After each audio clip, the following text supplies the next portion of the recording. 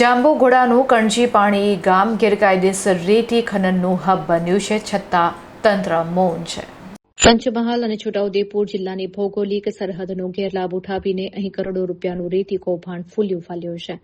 છોટાઉદેપુરની નદીઓમાંથી royalty વગર ચોરી છુપીથી રેતી ભરીને ટ્રેક્ટરો કણજી પાણી ગામમાં આવેલા અસંખ્ય ગેરકાયદે સ્ટોક પર ઠલવી રહ્યા છે, જ્યાંથી આ રેતી સમગ્ર ગુજરાતમાં સપ્લાય થાય છે. ગામમાં ક્ષમતા કરતાં વધુ રેતીના પહાડો ખડકી દેવામાં આવ્યા છે અને ઓવરલોડ વાહનોને કારણે ગામના આંતરિક રસ્તાઓ સંપૂર્ણ બિસ્માર બન્યા છે. બેફામ દોડતા વાહનોને કારણે કેટલાય નિર્દોષ બાઇક ચાલકોએ જીવ ગુમાવ્યા છે.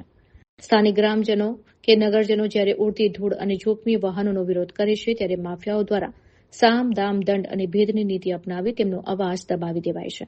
તાજેતરમાં છોટાઉદેપુર કલેક્ટરે સપાટો બોલાવી 33 વાહનો ઝડપી પાડ્યા હતા, પરંતુ સ્થાનિક ખાણ ખનીજ વિભાગ માત્ર ટાર્ગેટ પૂરો કરવા પૂરતી જ નામના ખાતર કામગીરી કરે છે તેવા આક્ષેપ છે.